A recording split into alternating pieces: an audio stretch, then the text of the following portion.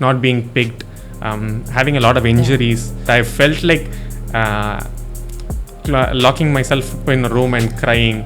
But at least we do get chances to retake. But when you go in the field, you can't do that. There's no purpose in life. Oh, you had an injury in your face? Yeah. That had happened and then you went and played again. Yeah. Do people contact you for tickets? You can learn a lot from these failures. Yeah. What if B team is the best team? And B team was the best team. It was. Yeah. See, it's just A-B, but it's how we take it. Yeah. Hi, welcome to Isn't It Lovely with your host Lovelyn Chandrasekhar, and today I have with me someone who's truly made a mark in Indian cricket. He's a star performer in TNPL. He's known to be consistent, have a super calm mindset, the incredible Baba Indrajith. Hi. How are you? I'm good. How are you? I'm good. Thank you so much for doing this. Pleasure, it's very sweet. Yeah. So firstly, being a cricketer, I'm sure it's not easy. You have to have a routine. So what is your routine like? See, every day it's different. It's not like a 9 to 5 thing. It's completely different. Sometimes when you have a day game, then your routine is different. You wake up in the morning, early in the morning, and then it starts about 6:30, 7 o'clock, and then you go for your warm-ups, and then the match starts at 9, 9:30. And by the time you come back, it's like about 6, 6:30. But other days when you're not playing the games, then there's practice in the morning, then you have to do your strength work, you have to do your conditioning work. So pretty much the whole day is like gone, but a little flexible when it comes to practice sessions. Yeah. Do you have any lazy days? Yeah, we do have our lazy days, but even those off days, like even if I'm not doing anything, then I feel like, okay, I'm not doing anything constructive. Yeah. So it's either a gym, it's either running session. Yeah. But occasionally you get those days where you don't do anything. You spend time with your family, chill at home. Is there any other hobby apart from cricket that you do? I love listening to music. Oh, you do? So, yeah. Even during games when you go in the bus, I wear my earpods and then listen to music. I can't be without music. So, that is something I really like. Yeah. When I was small, I used to play PlayStation. Oh. Yeah. That thing is gone What now. What games were you playing? FIFA, football. Yeah. But that is gone now. So, apart from that, here and there I play some games. Now I've been playing some chess. So that's about. Why did you incline towards cricket and not any other sport? See, to be very honest, I started very early. When I was 4, I started. My dad was very passionate about the game. Yeah. He was passionate about cricket, but he didn't play too much of it. But he wanted his kids to play. But he also said when we were 4, we used to go and just hold a bat, play and stuff like that. So that is how it started. And right from the time we started, I was very passionate about it. Initially, when I was 4, they didn't let me into the academy because they said we are too small and we can't. So, but once I started playing cricket, I was passionate about it, and I didn't have any thoughts about trying another sport or anything because I was too small to think about it. And you have a twin brother who's also in the same sport. So for me, my mom is also an actor, and constantly, actually it's more than the audience and the director, it's the interviewers who compare. So they'll be like, oh, has there been a time where, you guys are comparing each other and all of that? So I'm going to ask you the same question. Do you compare yourself to your brother, or is it the other way, or does the audience compare you guys? No, we don't compare with each other, but it is very normal for people outside to compare because we are twins. Yeah. And already people are like, okay, is he better at this? Is he better at that? And then initially it was a little different for us, but we understood that we being twins, this is going to be normal. And the good thing is we both share a very good rapport. Yeah. So there's nothing like, okay, there's no ego between us.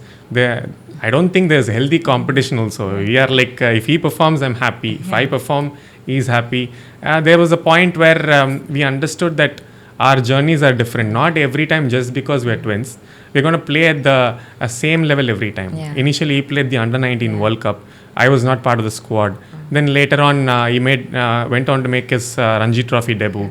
So we felt like, okay, just because we are at the same age or twins, not necessarily we have to do everything at the same time. So our journeys are different. We understood that. And as I said, the good part is we don't have anything between us. We are happily helping out each other. So we're good.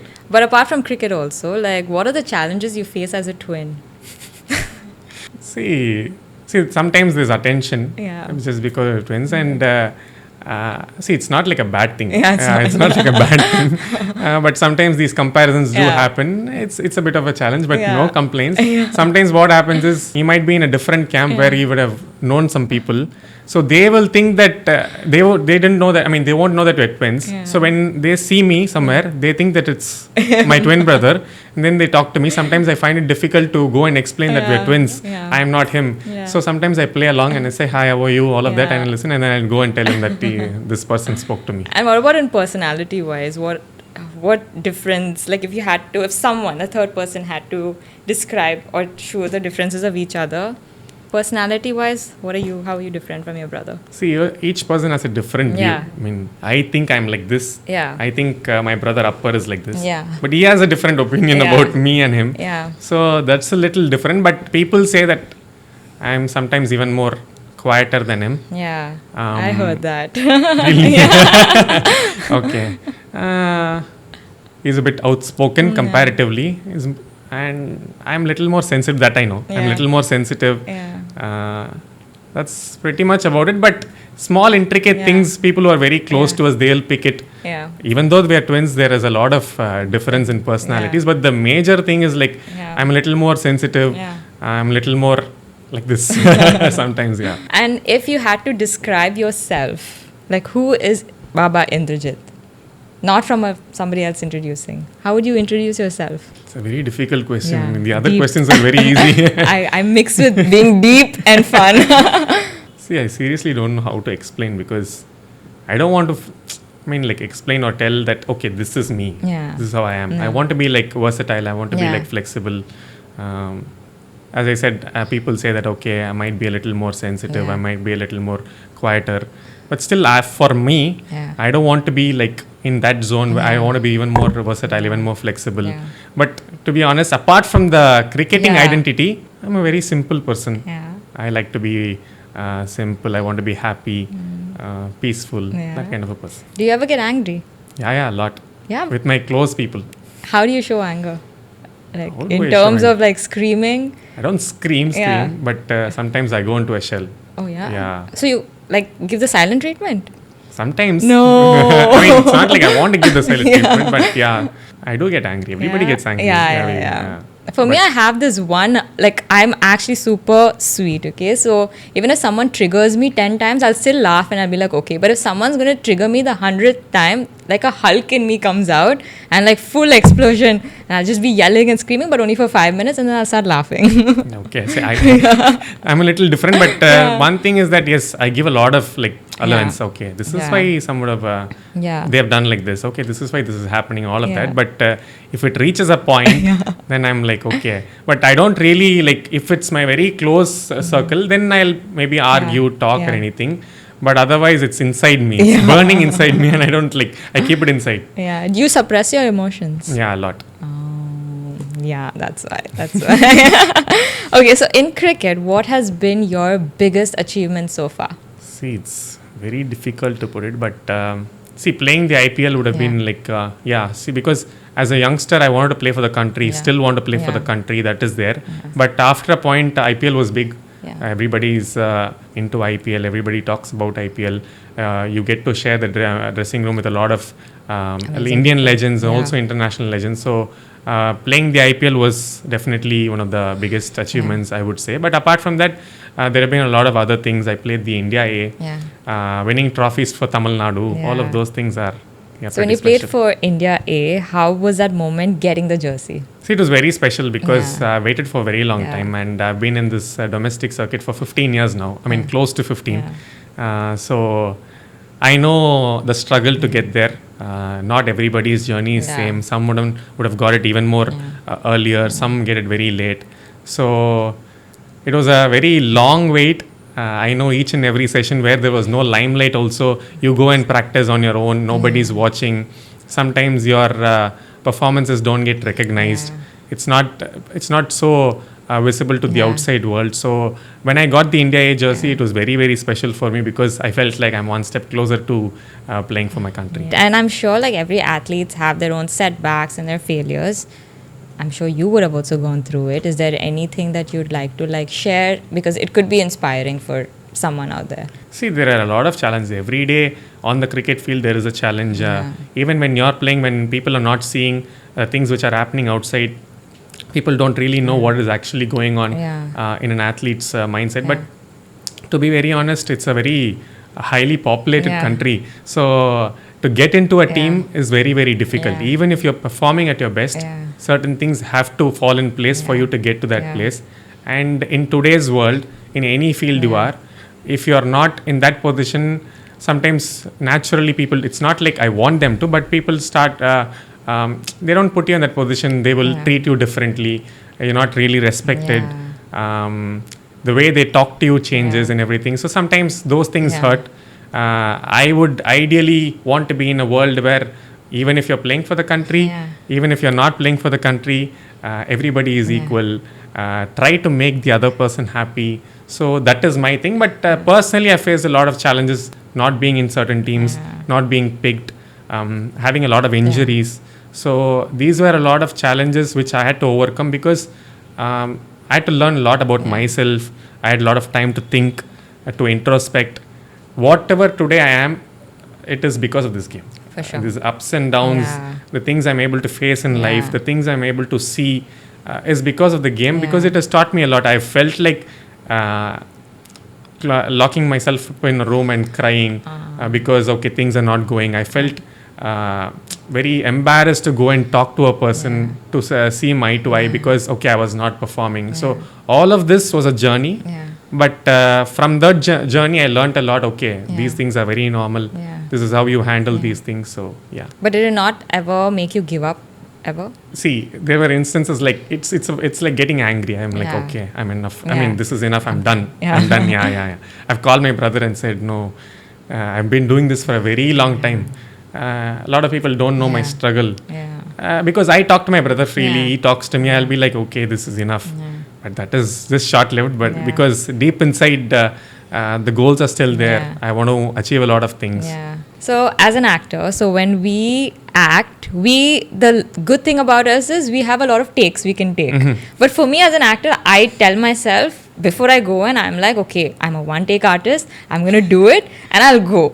But of course, the first few times, I'm like kind of solidifying. Maybe it's that little anxiety, or if it's a big director, suddenly I'll be like, oh my God, it's this director directing me right now. So, but at least we do get chances to retake. But when you go in the field, you can't do that.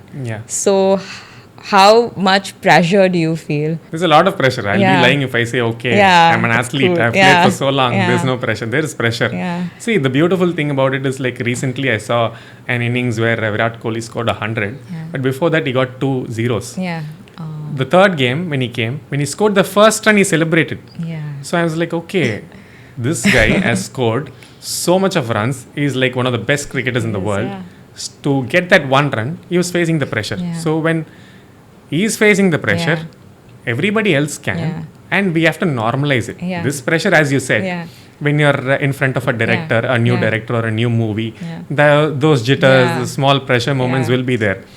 So how are we going to neutralize it? How are we going to reduce it? So I was like, I am in an environment where I've been made to feel this pressure. So when tomorrow, if I'm in a position where a youngster or some other cricketer is feeling the pressure, it's my responsibility to make him feel good.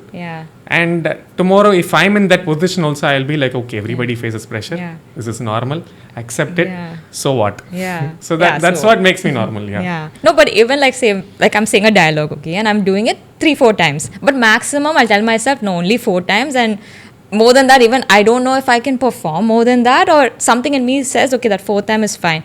But still, I'll go back home. Still in my mind, I'll be saying the dialogues again and again. I'll be like, shit, I wish I had done it better. Even when the film comes out, I'll be like, shit, I should have done that better. So when you don't perform well, does that ever get to your head? Yeah, definitely. See, when I don't perform well, I'll go and watch my videos. I'll be like, I should have done this better. I'm more like a perfectionist, but that's sometimes it's not good. See, as you said, you'll be like, today maximum 4 takes. So that is pressure. So I'm like, what if it's 10 takes? See, 4 takes is because what will the other person think? I'll be like, tomorrow I'm on an island. Nobody is there. If I get a 0, will I feel bad? No, not really. But just because like naturally, innately, we're like, a lot of people are watching. Yeah. So many people are there. There's so many pressure. time. Yeah, There's peer pressure. Tomorrow, what will this person think? Then I'll be like, okay, my identity goes. Am I a good cricketer? So what is affecting? My identity is coming down. So why do I have to carry this identity that I'm a cricketer, I'm this, I'm that? So that's why people say, like, for example, tomorrow a big cricketer comes and plays at a level which is slightly down. It's more pressure for that cricketer. Course, what if he gets out here? I'm like, so what? Like, it happens. Are you happy with everything you've achieved so far, or is there something more you'd like to? See, I'm grateful for whatever I've achieved. See, there are a lot of things that I want to achieve. Still, that fire is there in me, because when I started playing cricket, the only goal, that time IPL was not there. So the only goal for me is to play for the country. I want to play the test matches for the country. So that is there. But at the same time, whatever God has given me, whatever this universe has given me, whatever my parents have given me, I'm very, very grateful to be in this position, to have played whatever I've played. I'm grateful. There will be a lot of things. Oh, this could have happened this way. That could have happened that way.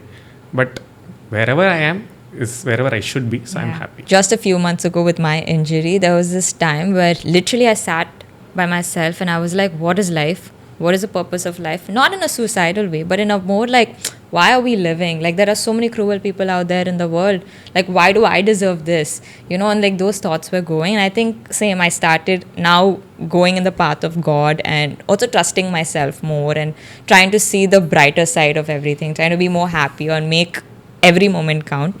So like that, I think I definitely agree with you with, I'm still trying to find the purpose that people talk about, and they're like, you know, you went through this for a reason. I'm still asking God, where is my reason? Is my reason starting this? I don't know. But have you ever like gone very deep with yourself? Yeah. Very deep. So many times. And I've come to a place where, and I know that there's no purpose in life. There's no purpose in life. Okay, God. I was meant to do this right now to find there's no purpose. See, I think it's a journey to experience. We didn't choose to come here. We came here. So it's a journey. We have to experience a lot of things. As much as possible, if we can stay happy, make others happy, leave these other emotions like ego, jealousy. These will happen because it has happened to me. I'll be lying if I say, okay, I don't face any of these things. So sometimes what happens is like when I travel, I don't travel very often, but in the sense, not for cricket. When I travel, what happens is I feel like, okay, all these things which are important to me, I feel like they're a little small because I'm seeing it from far away. So I'll be like, why all this jealousy? Why all this ego? Why this competition? Why this pressure? That is nice. So I felt like, okay, when you're a little far away from what you're doing, there's a different perspective. Why are we doing this for? So somewhere, again and again, I'm coming to this place where somewhere we want to be felt. I mean, we need that validation from other people. We want to be felt respected. We want to be felt valued and everything. So leaving aside everything, you can be peaceful on your own. And I did see that whole, you had an injury in your face? Yeah. That had happened, and then you went and played again. Before that tournament, there was another tournament where I was not a part of the team. Then when I came into this tournament also, I was not supposed to start in the 11. After playing for so long also, I was not really supposed to start in the 11. Then I somehow got an opportunity. I was very eager to perform.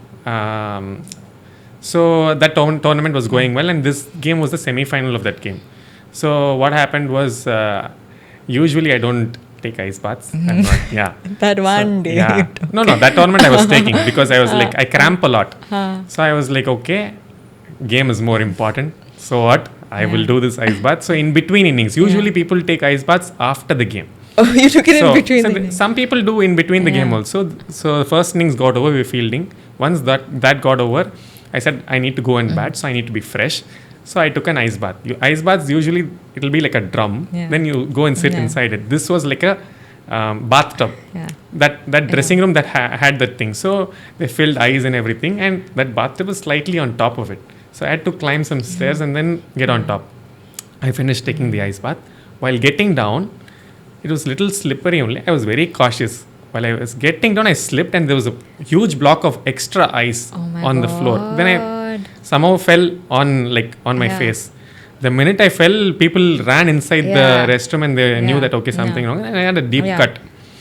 I was supposed to go in at number 3, but because of all of these things, I was not able to go. And the doctors came and they said, you need to stitch it. I said, if I stitch it, will I be able to play? They said, no, it will be very difficult. And I said, if I don't stitch it, can I do it after the game? They said, but it might slightly, be bigger. I said, no problem. I don't want to stitch. I'll go and play. I'll finish and then I'll do it. See, initially it was painful. It was painful. But once I started playing, I was not able to call. Running between the wickets, I was not able to call because I was taped fully. But somehow I went through it with it because every innings is very important for me. This is what I've worked for. I can't leave an innings for, so that's what happened. So now you're into commentary, and how is that experience like? Because it is a live, you can't sodipify, you can't cut and edit. So how has it been? It's been nice. It's a different perspective because I'm still playing and doing a bit of commentary during IPL when I'm not playing. So this is my 4th year actually. So it's been I think I'm enjoying it because I love cricket. And talking about cricket is even more fun. So it's a different challenge. That broadcasting is only when I go there, I know there are a lot of buttons here. There are a lot of cameras here. Okay. Behind the scenes when you're not playing, there is so much going on. There's so much going on. I'm thoroughly enjoying it. I'm doing a lot of commentary with a lot of different people. Each one is different. So I'm enjoying it. And as you said, it's live. You can't really sodapify. You have to be very cautious about what you're speaking. But it's fine. It's been fun. But has that changed your personality? Like for me right now, the last 8 episodes that I've shot for, it's making me be a more talkative person. True. Sometimes, like once the camera is off, once my stint is over, I don't really talk much. Okay. But when it comes to cricket, I have to talk. That is a different thing. But overall, the perspective about viewing the game is also different. When you're playing, you can feel the pressure and everything. When you're outside, you can see things clearly. So because I'm playing, what I do is when I'm doing commentary, my main strength is I try to empathize with the players. See, from outside, sometimes it's very easy to say, okay, you should have caught this ball, you should have done that, you should have done this. That's easier to say. But what he would have felt at that point of time and what do you think he could have done better is what I try and get into. Who are your really good friends in the cricket field? See, I have a lot of friends. Most of my friends are from the cricketing fraternity only. I have 2 sets of friends. But currently from the Ranji Trophy group or whatever it is, like Dinesh Karthik is one of my close friends. There's Abhinav Mukund, there's Malolin, there's Yomesh. Lot of people are there. There are another set of friends who are my cricketing friends only. Like they've played under 19 with me, under 23 Ranji Trophy. There's Ashwin Chris, there's Ganga. There's lot of friends who have. I don't really have friends apart from the cricketing circle. I've been in the circle from the age of 4. I don't really have a outside social life. I've asked a friend who is a cricketer and I asked him, does having a number of followers on Instagram impact your work? And he actually said it does, because the more you have the follower, sometimes scouters will call you. And I was like, is that true? I mean, who will call you? Like the scouter. Oh, like scouting. As in, like as in they'll notice you. Very interesting topic. The thing is, when I started playing or when I was into Ranji Trophy, social media or Instagram is not like a big thing. Today it is a big thing, and see, people see you. If 1 or 2 people also see you on the internet or on Instagram or any social media, people are like, okay, he's doing something. It's like visibility. But sometimes it gets too much. I feel that is not the core subject. Cricket is the core subject, and people will want to see and everything. But these things help. A lot of people have their own team where they'll post their videos. They'll want to stay active. These followers thing is, I don't have a big thing. I don't want so and so followers, so many followers. Not really. See, I'm very grateful for whatever followers I have because I have not asked for it. Unconditionally they've come. So I'm very grateful for that. But at the same time, it is not really my intention to go behind it, because that is not something which decides how big you are or how important you are. Not necessarily, but for visibility sometimes it helps. But I'm very bad at it, so it's okay. What keeps you grounded? Or is there a particular person, family? No, everything keeps me grounded. See, right from family. I'm really grateful for my parents for whatever opportunities they have given me, because when I was young, when I was 4, a lot of people at that point of time, they would say no need to play cricket. Academics is important. They balance really well, both really well, and they've been very, very supportive. Initially, my dad, till under 13 days, used to be a little strict about my cricket if I don't do well like this. But after that, till date, he's not spoken about cricket to me. Like, he'll always be like, okay, supportive. He'll never ask a question about how did you play, what did you do, how did you get out, nothing like that. And my mother is also like that. My mother is like a proper mother. She'll be like, whatever I do, she'll be like very, very nice, very super good. But she's been very, very supportive. So all of these things ground me, and experience of playing for so many years keeps me grounded, because if you think that, okay, if you score 100, or if you're if I get selected in the IPL, or if I get selected for India, if I think that I'm one big superstar, then life will give back. This sport teaches you that it's a great leveler. Everything is equal, everybody is equal. If you are in your field, if you have done 100 films, if you have done 2 films, end of the day, see, obviously you're going to respect that person for whatever work they have done. But as a human being, we are like, You've gotten married. How supportive has your wife been? Very, very supportive. It's been very a short time for us, for her to understand what I'm going through about my field, because she knows nothing about cricket before that. But to understand what I'm going through, my lifestyle, about the sport, and to be very supportive, it's been a really great journey. I'm going to ask you a very random question. Do people contact you for tickets? A lot. People think that I have a lot of tickets. It's very easy for me to get tickets. They'll be like, I just need 6 to 7 tickets. I'm like, 6 to 7 I cannot get. See, it's not easy, because everybody wants to watch. Everybody is like interested to go and see. But in a year, for us also, we get very few tickets. People think, okay, you're playing, you're into commentary, everything you'll get easily. Not like that. I don't know people who are like outside the cricketing fraternity, but very few people just talk to me during that. But very, very few. When people look back at your work, what is something you would like them to remember you for? At my work? So that I'm very... What do you call? Very sincere about my work. Even after playing for so many years and whatever it is, I should be okay. This person was a very sincere person. He was very passionate about the game. He will give all his 100%. So I want to be a person who gives my 100% no matter what for the team. Nothing should come in. In between that, and very, very sincere. See, naturally for me, even if I'm going to play a company match, if the reporting time is at 8 o'clock, I will be there at 7:50, 7:55. That is my thing. So I want to be a cricketer who's like always been very sincere about his work. But is there something that people misunderstand about you? Sometimes I'm very silent when it comes to new people. So people think that I'm, what do you say? Sometimes rude, but because I don't talk. It's not like that. When I'm shooting, I don't talk. As in now, it's a different thing. But when I'm doing a film or a web series, I'm in the corner with my lines and I will not talk. I only talk to them during promotions. I think it's something where I'm either preserving my energy, or I'm constantly like, I have to remember my Tamil lines, I have to mug it up and all of that. But I also am like extremely quiet like that. And apart from that, I feel like sometimes when you're when you want to be like, when I'm captaining a side or whatever it is, when you feel like, okay, this is right, this is the right decision, this is what I think is right. Sometimes I feel like, okay, this is right, so I will try and do what is right only. I will not like be distracted or anything. Sometimes people will be like, okay, he's very stubborn, he's very, that can be a little bit of a misunderstanding. I'm not like that. Generally, I get very upset, okay, when my friend or my colleague thinks that, okay, I'm like this, I'm like that. I'm a bit of a people pleaser, but I'm trying to change that, because it gets very, it's not easy. It's not very easy, because when you're in a position, when you're leading, you cannot please anybody. There will be some people who think that you're good, some people who think that you're very, very bad. Previously, I'll be like, okay, I will want to prove, but I know me. I think 10,000 times before I take a decision, and I really don't want to hurt anybody on purpose. So that's not my intention. So I'm comfortable with that now. How do you react to people being mean? Like nothing, ignore?